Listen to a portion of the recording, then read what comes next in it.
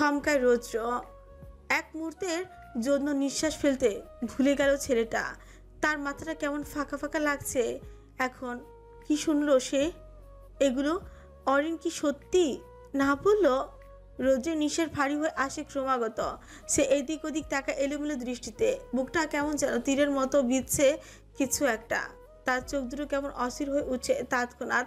সে এক হাতে বুকের বাঁ পাশটায় জ্বলতে থাকা ক্রমাগত। কি হচ্ছে এই যুবকের সাথে? বুকের বাঁ পাশটা কেন ঢলছে সে?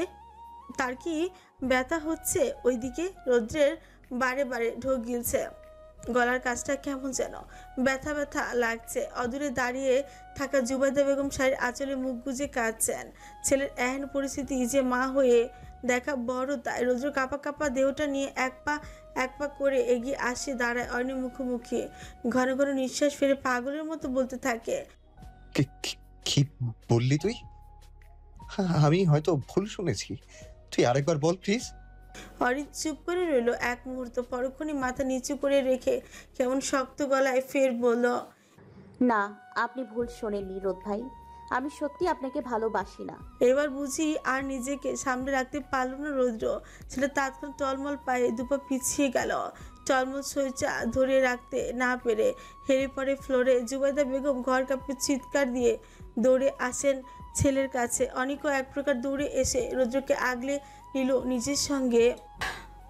তাসিক সাহেব রক্তচক্ষু নিয়ে ছেলেটার পিঠ চাপড়ে দিতে লাগলেন। তায়েব সাহেব সাব্বির সাহেবকে ধরে রেখেছেন সেই কখন থেকে। তিনি অসহায়ের মতো রৌদ্রের দিকে তাকিয়ে আছেন। রাফিয়া বেগম দৌড়িয়ে গিয়েছেন রান্না করে। ছেলেটার জন্য শরবত আনতে হবে। রৌদ্র গা ছেড়ে দিয়েছে একেবারে। তার অনিমেষ চোখ জোড়া এখনও তাকিয়ে আছে অদূরে দাঁড়িয়ে থাকা অরিনের পানে। ছেলেটার চোখ দুটো দিয়ে গড়িয়ে পড়ছে নোনা ধারা। জুবাইদা বেগম হাউ মাউ করে কাঁদতে কাঁদতে ছেলেকে বুকে চেপে তোলেন। শাড়ির আঁচলে ভেজা চোখ দুটো মুছে দিলেন নরম হাতে। রৌদ্র তখন দু হাত পেছনের দিকে হেলিয়ে দিয়ে তাদের দিকে মুখ করে বড় বড় করে হাঁ করে নিঃশ্বাস ফেলতে থাকে ক্রমাগত। ছেলেটার সারা শরীর কেমন যেন ঘেমে নিয়ে একাকার অবস্থা। রৌদ্র কেমন কাঁপা কাঁপা গলায় বলতে লাগলো, আম্মু, আম্মু, আম্মু, ধরো আমায়, আমি মরে যাচ্ছি আম্মু, আমার বুকটা কেমন ফেটে যাচ্ছে আম্মু, আমার এত কষ্ট হচ্ছে কেন, আমার মাথাটা এত ব্যথা করছে কেন আম্মু, আমি কি সত্যি মরে যাব মা? জুবাইদা বেগম চিৎকার দিয়ে কাঁদছেন। ছেলের বুকে পিঠে হাত ডলতে ডলতে বললেন, এভাবে ভেঙে পড়িস না বাবা, ধৈর্য ধর বাবা। না। এত শত বোঝানোর পরেও ছেলেটার কষ্টগুলো বাড়ছে বই কমছে না। রৌদ্র কেমন পাগলের মতো মাথা নাড়িয়ে বলতে লাগলো, মা গো, আমি সত্যি ওকে ভালোবাসি মা, ও মিথ্যে বলছে মা, আমি জানি ও আমায় ভালোবাসে মা, আমার প্রচুর কষ্ট হচ্ছে মা, আমার নিঃশ্বাস ফেলতে কষ্ট হচ্ছে, আমার চোখের সামনে সবকিছু কেমন যেন অন্ধকার হয়ে আসছে মা, আমি আর পারছি না। রৌদ্র একের পর এক আহাজারিতে কেঁদে বুক ভাসাচ্ছেন সকলে। সাব্বির সাহেব সোফার হ্যান্ডেলে হাত রেখে তার উপর মাথা ঠেকিয়ে কেঁদে যাচ্ছে নিঃশব্দে। কবির সাহেব অন্যদিকে মুখ ঘুরিয়ে রেখেছেন। পাথুরে মানবটার চোখ দুটো কেমন লাল হয়ে এসেছে। আচ্ছা, সে কি কাঁদছে? অরিন আর সেখানে দাঁড়ালো না। সে এক প্রকার দৌড়ে চলে গেল নিজের ঘরে, নিজের রুমে। প্রায় মিনিট 10 পর রৌদ্র কিছুটা স্বাভাবিক হলো। চোখের কান্নাগুলো শার্টের হাতে মুছে নিয়ে মুখের আদলে পরিবর্তন আনলো। দৃঢ় চোয়াল শক্ত করে ফুটিয়ে তুলে গটগট পায়ে এগিয়ে গেল সিঁড়ি বেয়ে। এদিকে তাকে অমন চলে যেতে দেখে পেছন থেকে ডাকতে শুরু করলেন কবির সাহেব। রোদ, দাঁড়াও বলছি, মেয়েটাকে একা ছেড়ে দাও। রোদ। কথাটা বলেই তিনি সিঁড়ির দিকে এগোতে গেলে তার এক হাত পেছন থেকে চেপে ধরে তাসিক সাহেব। কবির সাহেব শিকুচকে তাকালেন পেছনে, আর তৎক্ষণাৎ তিনি ভরকে গেলেন খানিকটা। তাসিক সাহেবের রক্ত চক্ষু যেন চিৎকার দিয়ে তাকে বলছে, থেমে যাও ভাইজান। অনেক রৌদ্রের পিছু পিছু ছুটে আসে অরিনের রুমের দিকে। এসেই দেখতে পায় রৌদ্র একাধারে করাঘাত করে যাচ্ছে অরিনের ঘরের বন্ধ দরজায়। কিন্তু মেয়েটা যেন পণ করে রেখেছে, আজ আর দরজা খুলবেই না। অনেক শক্ত মুখে এগিয়ে আসে দরজার কাছে। পরপর দুবার করাঘাত করে শক্ত গলায় বলে হচ্ছে, অরি, দরজা খোল। এবারও বুঝি টনক নড়ল অরিনের। সে দ্রুত এসে দরজাটা খুলে দিল আর সঙ্গে সঙ্গে হুড়মুড় করে ঘরে প্রবেশ করলো রৌদ্র। পেছন পেছন অনেকও আসলো। ছেলেটা আবার বুদ্ধি করে দরজাটাও ভেতর থেকে লাগিয়েই দিল তৎক্ষণাৎ। রৌদ্র দৃঢ় চোয়ালটা আরও খানিকটা দৃঢ় করে নিয়ে শক্ত চোখে তাকায় অরিনের দিকে। এহেন দৃষ্টি দেখে পরপর কয়েকটা ফাঁকা ঢোক গেল অরিন। মেয়েটা আমতা আমতা করে কোনো রকমই বলল, আবার কেন এসেছেন? রৌদ্র আর 7-5 না ভেবে এক প্রকার তেড়ে আসলো অরিনের দিকে। মেয়েটার চোয়াল শক্ত হাতে চেপে ধরে খেকিয়ে উঠে বলল, কেন করলি তুই এমন? এই, তোর এত বড় কলিজা হয়েছে কবে থেকে? তুই আমার ভালোবাসাকে অস্বীকার করিস? এই, তুই না বলেছিলি তুই আমায় ভালোবাসিস? সারা জীবন যে কোনো অবস্থায় তুই আমার সাথেই থাকবি। তাহলে আজ কি হলো তোর? আজকে কেন এমন মিথ্যা বললি তুই? অরিন চোয়ালের ব্যথায় মৃদু কুকিয়ে উঠে। তা দেখে তার চোয়ালটা সঙ্গে সঙ্গে ছেড়ে দেয় রৌদ্র। ভীষণ রাগ নিয়ে ঘরে থাকা টেবিলটার উপর সজোরে লাথি বসিয়ে দেয় সে। হঠাৎ এমন হাওয়ায় খানিকটা কেঁপে উঠছে অরিন। রৌদ্র ফের গর্জন তুলে বলে, এই এই, তুই চোখ উপরে তোল, তাকা আমার দিকে। আমার চোখের দিকে তাকিয়ে বল তুই আমায় ভালোবাসিস না। বল এতদিন সবটা মিথ্যা বলেছিলি। উপরে তাকা বলছি। অরিন তাকালো না। আগের ন্যায় মাথা নুয়ে রেখে কোনো মতে থেমে থেমে বলল, বাসি না আপনাকে ভালো। এন কথায় এবার বুঝি তেতে উঠে অনেক। সে নিজেকে আর সংবরণ করতে না পেরে হাত উঁচিয়ে থাপ্পড় বসাতেই নেয় অরিনের গালে। ঠিক তখনই তার হাত চেপে ধরে রৌদ্র। ছেলেটা আগুন চোখে তাকায় অনেকের পানে। অন্যদিকে এই প্রথমবার ভাইকে নিজের গায়ে হাত তুলতে দেখে অবাক নেত্রে তাকিয়ে রইল অরিন। মেয়েটা হয়তো বিশ্বাসই করতে পারছে না এটা সত্যি তার ভাই। রৌদ্র কটমট করতে করতে অনেকের হাতটা ছুঁড়ে ফেল। ছেলেটার মুখের সামনে আঙুল উঁচে শাসানির সুরে বলতে লাগলো, খবরদার অনিক, আজ যেটা করতে চেয়েছিস সেটা যদি দ্বিতীয়বার করা কিংবা ভাবার দুঃসাহস করিস তাহলে কান খুলে শুনে রাখ, তোর ওই হাত আর আস্ত থাকবে না। আমার বইয়ের গায়ে হাত তোলা তো দূর, ওর গায়ে ফুলের টোকাও যদি পড়ে, দেন আই সোয়ার আমি রৌদ্র বিষের তীর ছুঁড়তে 2 সেকেন্ডও ভাববো না। Stay back. অনেক ছলছল চোখ জোড়া নিয়ে তাকিল রৌদ্রের দিকে। ছেলেটার গৌর মুখটা লাল টুকটুকে হয়ে গেছে ইতিমধ্যে। সে রৌদ্রের দিকে তাকে অসহায় হয়ে বলতে লাগলো, এত ভালোবাসলে কিভাবে রোদ ভাই? যেখানে ও সবার সামনে তোমার ভালোবাসাকে বারবার অস্বীকার করেছে সেখানে তুমি? রৌদ্র এবার তার ছেলে হাসি টানে ঠোঁটের কোণে। অরিনের দিকে তাকিয়েই অনেকের প্রশ্নোত্তরে বলে, ও হয়তো ভুলে যাচ্ছে অনেক, আমি রৌদ্র ওকে ওর নিজের চাইতেও বেশি চিনি। ওর প্রতিটা মনোভাবের খবর আগে থেকেই জানতে পারি। তাছাড়া ওর চোখ দুটো তো আমায় মিথ্যা বলবে না, তাই না? ও যতই মুখে বলুক ও আমায় ভালোবাসে না, কিন্তু ওর চোখ তারা তো চিৎকার দিয়ে বলছে ও আমায় পাগলের মতো ভালোবাসে। অরিন তৎক্ষণাৎ নিজের এলোমেলো দৃষ্টি লুকাতে তৎপর হয়ে পড়ে। মেয়েটার এহেন কাণ্ডে রৌদ্র ফিচেল হাসে। সে আবারও এগিয়ে এসে মেয়েটার দুগালে আলতো করে হাত রাখে, মুখটা উঁচিয়ে তুলে বলে, টাকা আমার দিকে সানশাইন। অরিন চোখ বন্ধ রেখেই বলে ওঠে। রৌদ্র ডাকবেন না ওই নামে আমায়। তৎক্ষণাৎ জবাব দেয়। অরিন আমরণ ডাকবো, তোর কোনো সমস্যা? আর কিছু বলো না। সে নিজেকে ছাড়ানোর চেষ্টার তৎপর। রৌদ্র তার এহেন প্রচেষ্টা দেখে আহত গলায় বলল, তুই ভুলে যাচ্ছিস সানশাইন, তোর নীরবতাও আমার সঙ্গে কথা বলে। আমি বেশ ভালো করে বুঝেছি তোকে নিশ্চয়ই কেউ না কেউ ভয় দেখিয়েছে, কিন্তু তুই কেন ভয় পাচ্ছিস জান বাচ্চা? আমি আছি না তোর সাথে। হাই সানশাইন, আমি থাকতে তোর কিসের এত ভয়? তুই একটাবার মুখ ফুটে বল সবটা। অরিন তৎক্ষণাৎ নিজেকে ছাড়িয়ে নেয়। রৌদ্রকে এক প্রকার ধাক্কা মেরে দূরে সরিয়ে দিয়ে ধরে আসা গলায় বলে, আমার যা বলার আমি বলে দিয়েছি আপনাকে, তাই প্লিজ এই একই কথা বলে আমায় আর ডিস্টার্ব করবেন না।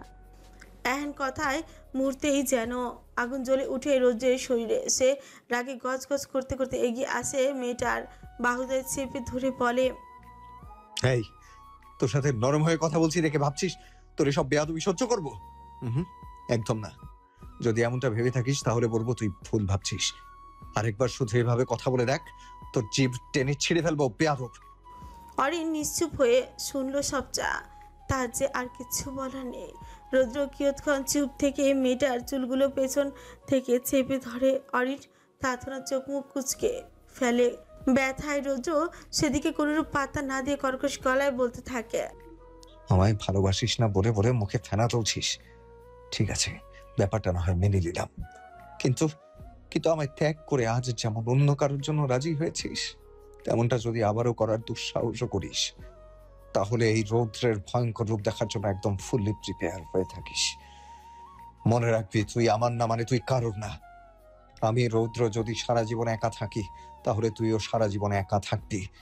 ভুলেও যদি অন্য কারো চিন্তা মাথায় আনার দুঃসাহস করিস, আমি তাহলে কসম খোদার আমার হাত পায়ের প্রথম খুনটা তোরই হবে। Mind it babe. অরিন ছলছল চোখ জোড়া নিয়ে তাকিয়ে রইল রৌদ্রের দিকে। কি ব্যাপার, মেয়েটার চোখের মাঝে অশ্রুগুলো এমন আটকে আছে কেন? তারাও কি আজ অয়নের মতো নিজেদের শক্ত করতে চাইছে? রৌদ্র কিয়ৎক্ষণ গভীরভাবে তাকিয়ে রইল অয়নের পানে। তারপর হুট করে এই ছেলেটা কি যে হলো কে জানে। সে মেয়েটার চোখে চোখ রেখে বাহুদের থেকে হাত সরিয়ে ফেলে নিঃশব্দে। পরক্ষণেই অনেকের দিকে তাকিয়ে ভরাট কণ্ঠে বলল, ওকে নিয়ে নিচে নাম। অনেক নিঃশব্দে মাথা ঝাঁকায় শক্ত মুখে এগিয়ে যায় অয়নের কাছে। রৌদ্র ততক্ষণে ঘর ছেড়ে বেরিয়ে গেছে। অনেক অরিনের কাছ থেকে খানিকটা দূরে দাঁড়িয়ে শক্ত গলায় এক প্রকার হুকুম ছুড়ে বলল, শুনিসনি ভাইয়া কি বলেছে? এখন এভাবে পাথরের মতো দাঁড়িয়ে আছিস কেন? তাড়াতাড়ি নিচে চল। আর খবরদার, এবার কিন্তু আগের মতো কোনো নাটক করবি না বলে দিলাম। অরিন মাথা নুয়ে রেখে নাক টানে সামান্য, হাতের উঁচু পিছে চোখ দুটো কোনো মতে মুছে নিয়ে সামনের দিকে হাঁটা ধরলো। অনেকও আসে বোনের পিছু পিছু করিডোর ছাড়িয়ে সিঁড়ির দিকে যেতে নিতেই থেমে গেল অরিন। অনেক পেছনে দাঁড়িয়ে ভ্রু কুচকায় খেকিয়ে বলে ওঠে, আবার দাঁড়িয়ে পড়লি কেন? অরিন সিঁড়ি হাতলে হাত চেপে মেয়ে আসা স্বরে বলল, ভাইয়া আমি প্লিজ এইখানে দাঁড়াই। অজ্ঞতা এমন কথা মুখ শক্ত করে বোনের দিকে তাকিয়ে রইল অনেক। ছেলেটার কোনো কেন যেন ইচ্ছে করছে মেয়েটার দুকালে চটাস টটাস করে দুটো লাগিয়ে দিতে। সে তো রৌদ্র বলে ধৈর্য ধরেছে। রৌদ্রের জায়গায় যদি সে হতো তাহলে তো এতক্ষণে থাপড়িয়ে গাল লাল করে দিত মেয়ের। অনেক ফোঁস করে নিঃশ্বাস ফেলে অরিনের পাশ কাটিয়ে নিচে নেমে আসে। তারপর গিয়ে দাঁড়িয়ে পড়ে তার মায়ের পাশে। রাফিয়া বেগম শক্ত চোখে তাকিয়েছেন সিঁড়ির কোণে কোণঠাসা হয়ে দাঁড়িয়ে থাকা তার মেয়ের দিকে। মানুষটা কেন যেন দাঁত কিরমির করছেন সে কখন থেকে। হয়তো কিছু বলতে চাচ্ছেন তিনি, কিন্তু সময় সুযোগ না মেলায় তার আর বলতে পারছেন কই। রৌদ্র গম্ভীর মুখে তার বাবার মুখোমুখি এসে দাঁড়ায়। কবির সাহেব তৎক্ষণাৎ রাগে অভিমানে নিজের মুখটা ঘুরিয়ে ফেলে অন্যদিকে। রৌদ্র নিজের মুখভঙ্গি আগের মতো রেখে বেশ জোরালো কণ্ঠে বলে হচ্ছে, আমি অরিনকে বিয়ে করব, আর সেটাও খুব শীঘ্রই। এমন কথা ড্রয়িং রুমে উপস্থিত সকলে হতভম্ব হয়ে গেল যেন। কবির সাহেব তো সঙ্গে সঙ্গে ছেলের দিকে বিস্ফোরিত নজরে তাকালেন। ওদিকে অদূরে সোফায় গা এলিয়ে বসে থাকা সাব্বির সাহেব এবার ধীরে ধীরে বসা ছেড়ে উঠে দাঁড়ান। মধ্যবয়স্ক শরীরটা বোধহয় দুর্বল হয়ে পড়েছে খানিকটা। তিনি উঠে দাঁড়াতে কেমন টলতে শুরু করলেন। পাশে দাঁড়িয়ে থাকা তায়েব সাহেব তৎক্ষণাৎ ভাইয়ের এক হাত চেপে ধরে ঢাল হিসেবে দাঁড়ালেন। সাব্বির সাহেব অসহায় চোখে একবার তাকালো ছোট ভাইয়ের দিকে। তাইব সাহেব ইশারায় তাকে আশ্বস্ত করে। পরক্ষণেই সাব্বির সাহেবের এক হাত ধরে ধীরে ধীরে এগিয়ে আসেন। কিছুক্ষণ আগের ঘটে যাওয়া ঘটনায় সাব্বির সাহেব বুঝি বেশ দুর্বল হয়ে পড়েছেন। কবির সাহেব এবার বেশ ধমকের গলায় খেকিয়ে ওঠেন ছেলের সঙ্গে। পাগল হয়ে গেছো তুমি? নিজের থেকে 11 বছরের ছোট মেয়েকে ভালোবাসো বলছো, তার ওপর এখন বলছো বিয়ে করবে। তোমার কি সত্যি মাথা খারাপ হয়ে গেছে রোদ? রৌদ্র গর্জন তুলে এবার চোখ মুখে এক প্রকার আগুন নিয়েই বলে, হ্যাঁ হ্যাঁ, পাগল হয়ে গেছি। ওই ছোট্ট মেয়েটার জন্য উন্মাদ হয়েছি আমি, এক কথায় ভয়ঙ্কর উন্মাদ। ওকে না পেলে এই এহসান বাড়ির প্রতিটি কোণায় আগুন জ্বলবে, মনে রেখো। কবির সাহেব নিজের বোধ হারালেন এবার। শক্ত মুখে ছেলের দিকে তাকিয়ে চোখ থেকে চশমাটা খুলে হাতে নিলেন। রাগে সম্পূর্ণ শরীরটা থরথর করে কাঁপছে তা। তিনি এক প্রকার তেড়ে এসে বললেন, সেটা তখনই হবে যখন তুমি এখানে থাকবে। আর তাছাড়া যেখানে অরিন নিজেই বলছে ও তোমায় ভালোবাসে না, সেখানে তোমার এত হম্বি তম্বি কোত্থেকে আসে? রৌদ্র এবার তার ছেলে হাসি টানে ঠোঁটের কোণে। চোখের কারণে সে বোধহয় অশ্রু জমেছে খানিকটা। রৌদ্র সেদিকে পাত্তাই দিল না একেবারেই। শ্যামবর্ণ সুশ্রী মুখখানা ইতিমধ্যেই রাগে রক্তবর্ণ ধারণ করেছে তার। গাড়ির রগগুলো ফুটে উঠেছে স্পষ্ট। রৌদ্র কোমরের উপর 2 হাত রেখে চোখ দুটো বন্ধ করলো। ফোঁস করে এক ক্ষুদ্র নিঃশ্বাস ফেলে ধরে আসা কণ্ঠে বেশ আত্মবিশ্বাসের সাথেই বলল, হ্যালো প্রিয় শ্রোতা বন্ধুরা, আপনারা শুনছেন পুতুল ডায়েরি প্রেজেন্টস ভালোবাসার সুন্দর সুন্দর গল্প। আমাদের কাজকে আরো সুন্দর করার জন্য আপনাদের উৎসাহ প্রয়োজন। আপনাদের উৎসাহ আমাদের অনুপ্রেরণা। ধন্যবাদ। অরিকে আমায় চেনাতে এসো না আব্বু।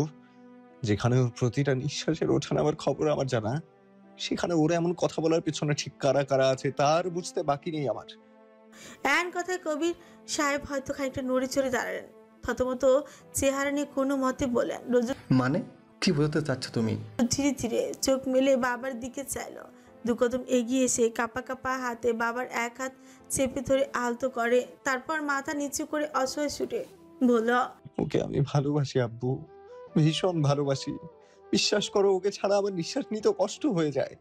আমি জানি ও হয়তো তোমাদের কথা অনুযায়ী অমন কথা বলেছে। আমি আমি আমার সানশাইনের চোখের ভাষা বুঝি আব্বু। কবির সাহেব তৎক্ষণাৎ নিজের হাত দুটো ঝটকা মেরে ছেলের হাতের মাঝ থেকে ছাড়িয়ে নিলেন। রাগান্বিত মুখটা অন্যদিকে ঘুরিয়ে নিলেন তিনি। রাগে হিতাহিত জ্ঞান হারিয়ে ফেলেছেন মানুষটা অদূরেই দাঁড়িয়ে অসহায় চোখে এইদিকে তাকিয়ে আছেন সাব্বির সাহেব। মানুষটার বুঝি বুকটাও কেমন ভার হয়ে আসছে ক্রমাগত। তিনি মুখ হা করে নিঃশ্বাস ফেলতে লাগলেন। পাশ থেকে তাইব সাহেব আলতো করে ভাইকে বাহু ধরে আগলে নিল। ওদিকে জুবাইদা বেগম আঁচলে মুখ গুজে কেঁদে ভাসিয়ে যাচ্ছেন। একাধারে ছেলের চোখে কান্না যে এই প্রথম দেখলেন তিনি। কোনো মাই কি পারে সন্তানের অমন দুঃখ সহ্য করতে? রুদ্র হঠাৎ মাথা তুলে বাবার দিকে তাকালো, জোরালো গলায় বলল, আমি ছাড়া অরিন কারো হবে না আব্বু। ওর শুরুটা যেমন আমার সাথে হয়েছে, তেমনি ওর শেষটাও আমার সাথেই হবে। তবুও যদি আমার কথা অমান্য করে তোমরা ওকে কোনোভাবে আমার কাছ থেকে দূরে সরানোর চেষ্টা করেছো, তাহলে শুনে রাখো, এই এহসান পরিবারে একসঙ্গে দুটো লাশ উঠবে। একটা হবে আমার, আর একটা হবে ওর। আমি তো মরবই, সাথে ওকে নিয়ে মরবো। কথাটা শেষ হওয়ার সঙ্গে সঙ্গে রৌদ্রের গালে সশব্দে চর বসান কবির সাহেব। হঠাৎ করে পুরো বাড়ি যেন এহেন কাণ্ডে থমকেই গেল। জুবাইদা বেগম কান্না ফেলে ফ্যাল ফ্যাল চোখে তাকিয়ে রইলেন কবির সাহেবের দিকে। অন্যদিকে রৌদ্রের শেষ কথাগুলো কর্ণকুড়ি পৌঁছানো মাত্র সাব্বির সাহেব আচমকাই শরীরে ভর ছেড়ে দিয়ে ধাপ করে মাটিতে বসে পড়লেন। তাইব সাহেব তৎক্ষণাৎ থকচকে উঠেন। অনিকও এক প্রকার তড়িঘড়ি করে দৌড়ে এলো বাবার কাছে। বাবার বুকে পিঠে হাত মালিশ করতে করতে বলে উঠছে, আব্বু, তোমার কি খুব কষ্ট হচ্ছে? আব্বু। সাব্বির সাহেব আচমকাই কেমন থরথর করে কাঁপতে লাগলেন। অনেক ভরকে গেল বাবার এহেন অবস্থা দেখে। সে তৎক্ষণাৎ বাবাকে পাশ দিয়ে জড়িয়ে ধরে বলতে লাগলো, আব্বু, কি হচ্ছে তোমার? কোথায় কষ্ট হচ্ছে বলো আমায়। সাব্বির সাহেব ছেলের এরূপ প্রশ্নোত্তরে কিছু না বলে কাঁপা কাঁপা গলায় কোনো মতে বললেন, আমার মেয়েটা বাঁচবে তো উনি? থমকায় অনেক। বাবার কথাটা শোনা মাত্র তার সম্পূর্ণ শরীর জুড়ে বয়ে গেল এক মৃদু কম্পন। তার বুকটা হঠাৎ করেই কাঁপতে শুরু করলো যেন। ছেলেটা আবারও চিন্তিত হয়ে পড়লো তার ভাই এবং বোনের অনিশ্চিত ভবিষ্যৎ নিয়ে। এদিকে অদূরে দাঁড়িয়ে থাকা রাফিয়া বেগম শক্ত চোখে মুখে সাব্বির সাহেবের দিকে তাকিয়ে আছেন। আশ্চর্য, যেখানে স্বামীর এহেন অবস্থা দেখে তার রীতিমতো অস্থির হয়ে ওঠার কথা, সেখানে তিনি একেবারে ভাবলেশীন ভঙ্গিতে দাঁড়িয়ে আছেন। ব্যাপারটা কেমন অদ্ভুত ঠেকলো মাইমুনা এবং রাইসা বেগমের কাছে। তবুও তারা আপাতত এই নিয়ে কিচ্ছু বললেন না। কাশিক সাহেব এতক্ষণ দাঁড়িয়ে ছিলেন সাব্বির সাহেবের কাছে। হঠাৎ রোদ্রের গালে চর পড়ায় ছুটে আসলেন তিনি। তখনই কবির সাহেব রোদ্রের দিকে তাকিয়ে কেমন হুঙ্কার দিয়ে বলে উঠেন, বেশি বড় হয়ে গেছিস তুই। এই দিনের জন্য কি বড় করেছিলাম তোকে? বাবার সামনে দাঁড়িয়ে বুক টান টান করে কথা বলছিস? এত সাহস কোত্থেকে আসে তোর? রৌদ্র গাল বাকি এখনো আগের ন্যায় দাঁড়িয়ে আছে। বাবার কথা শেষ হতে সেটা ভেঙে পড়লো এক প্রকার। হু হু করে কেঁদে উঠে দাঁড়ানো অবস্থাতে তাইব সাহেব বুকটা কেমন হু হু করে উঠল। সেটার এহেন কান্না দেখে তিনি এগিয়ে আসেন কিছুটা, রৌদ্রকে ধরতেই চাবেন। তার আগে রৌদ্র ফ্লোরে দু হাঁটু গেড়ে ধপ করে হাত বসা হয়ে বসলো। হাত দুটো দিয়ে বাবার পা আঁকড়ে অসহায় মতো বলতে লাগলো, একটা না হাজারটা মারো আব্বু, তবু আমি বলবো তুমি প্লিজ অরিকে আমায় ভিক্ষা দাও। আমি আমি হয়তো তোমাদের মতো ওকে রাজকন্যা বানিয়ে রাখতে পারবো না, কিন্তু বিশ্বাস করো আব্বু, আমি ওকে আমার রানী করে রাখবো। আব্বু আমার খুব কষ্ট হচ্ছে আব্বু, বুকটায় কেমন অসহ্য রকমের ব্যথা হচ্ছে।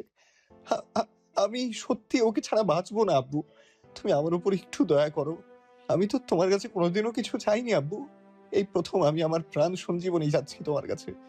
দয়া করো আব্বু, একটু দয়া করো আমার উপর। কথাগুলো বলতে গিয়ে বেশ কয়েকবার থেমেছে রৌদ্র।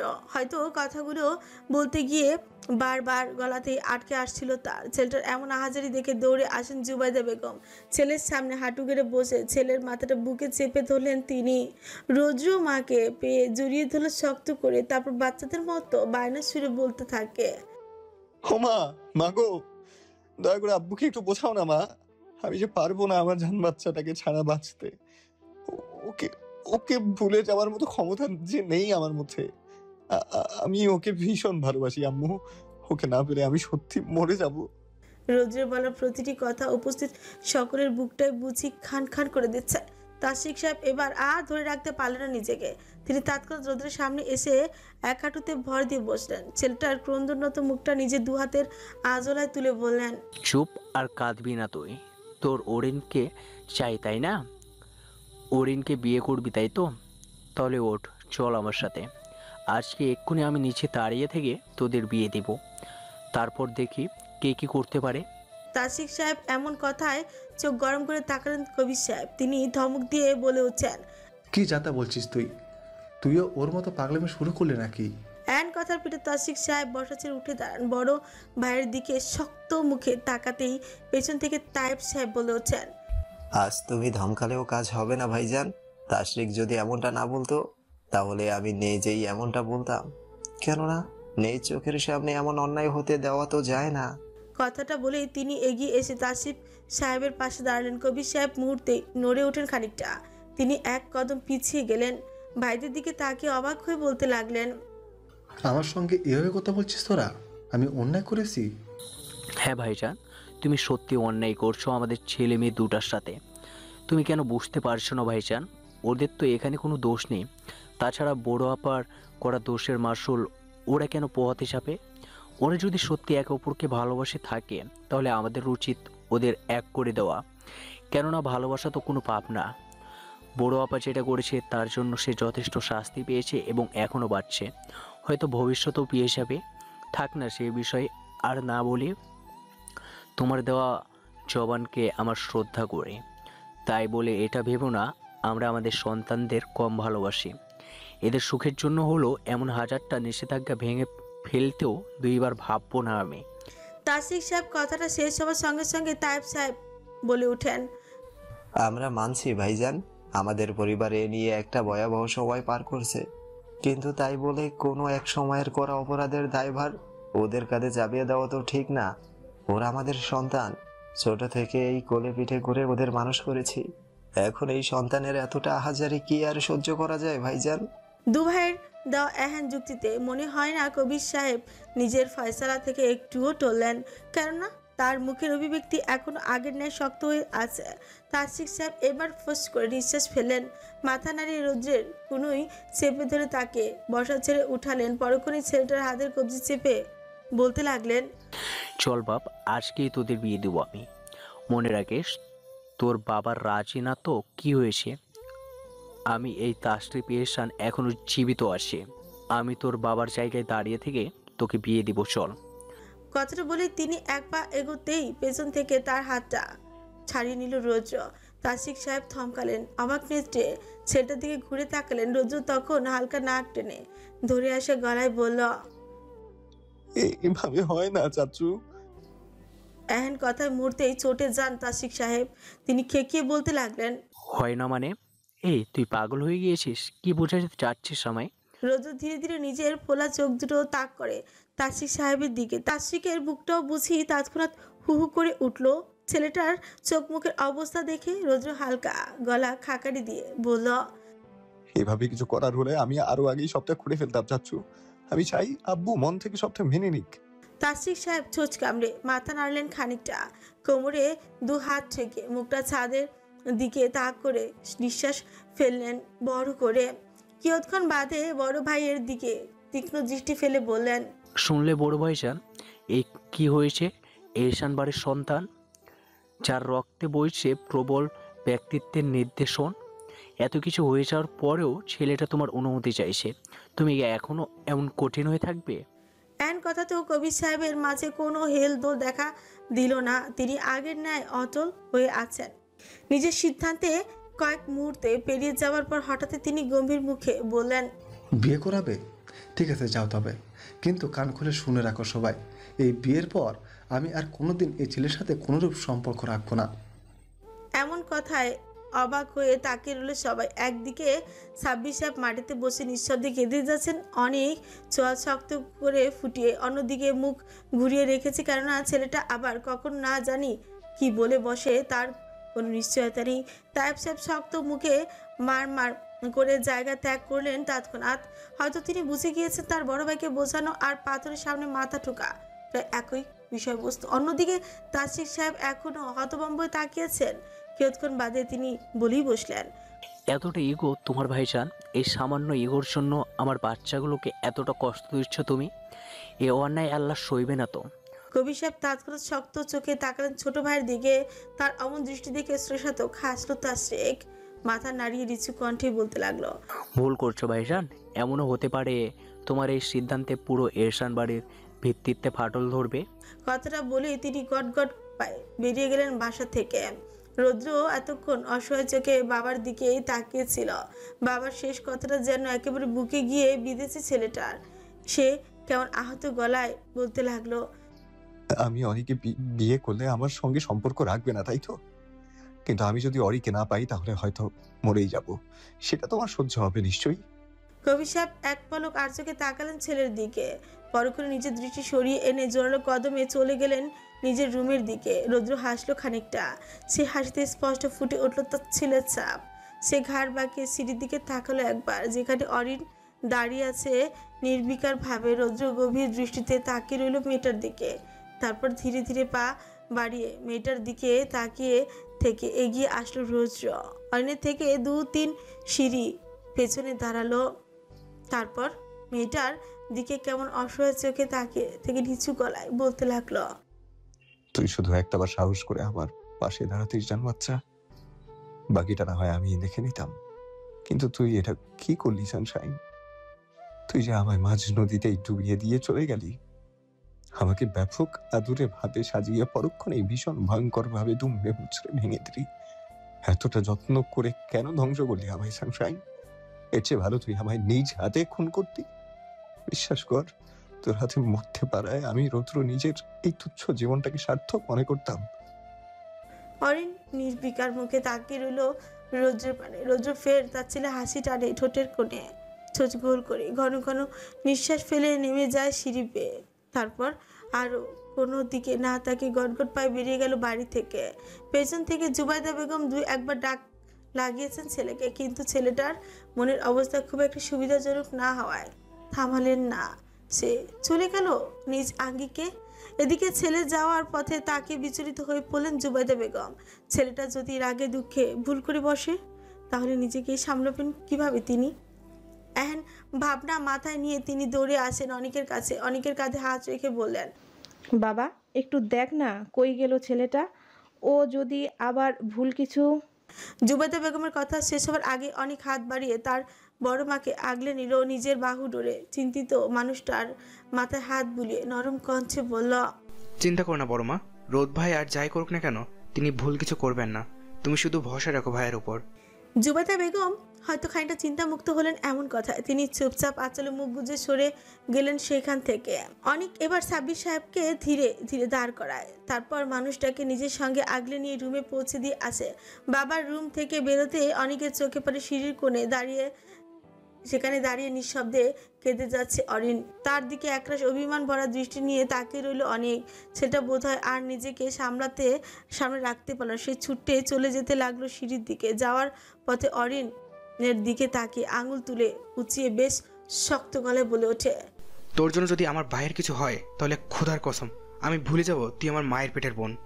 বলেই সে ছুট লাগায় নিজের রুমের দিকে।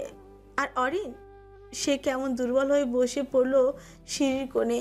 বুকের বাঁ পাশে এত কষ্ট হচ্ছে কেন তার? সবার চোখে এতটা খারাপ হতে পারলেও সেই মানুষটার কাছে কেন খারাপ হতে পারলো না সে? জুবাইদা বেগম নিঃশব্দে ঘরে ঢুকলেন। চোখে মুখে তার এক প্রকার আগুন জ্বলছে। তিনি টুপটাপ পা ফেলে আলমারির কাছে গিয়ে দাঁড়ান। বিছানায় গম্ভীর মুখ হয়ে বসে থাকা কবির সাহেব আর চোখে তাকালেন একবার। হয়তো বোঝার চেষ্টা চালাচ্ছেন স্ত্রীর কর্মকাণ্ডর মানে। জুবাইদা বেগম একে একে আলমারি থেকে নিজের যে সকল কাপড় বের করে আনলেন, তারপর সেগুলো একটা বড় লাগেজে ভর্তি করতে লাগলেন ব্যস্ত হাতে। কবির সাহেব তখন মুখ খুললেন। কি করছো এগুলো? জুবাইদা বেগম এর কর্মরত হাত দুটো থেমে গেল তৎক্ষণাৎ। তিনি আগুন চোখে স্বামীর পানে তাকিয়ে কর্কশ গলায় বলল, ওই মুখে আমার সাথে কথা বলতে আসবে না তুমি। আমি কোনো পাথুরে মানবের সঙ্গে সংসার করব না। আর তোমার এই রাজত্ব, তোমার অত্যাধিক অহংকার, এসব নিয়ে পড়ে থাকো তুমি। যে বাড়িতে আমার ছেলের সুখের কোনো দাম নেই, আমার সন্তানের চোখের পানির কোনো মূল্য নেই, সেই বাড়িতে আমি জুবাইদা আর এক মুহূর্তও থাকবো না। কবির সাহেব থমকালেন, অবাক চোখে তাকিয়ে স্ত্রীর পানে। এতগুলো বছরে এই প্রথমবারের মতো স্ত্রীর মুখে অমন উচ্চ বাক্য শুনলেন তিনি। থমকে গিয়ে বললেন, তুমি যা বলছো বুঝে শুনে বলছো তো?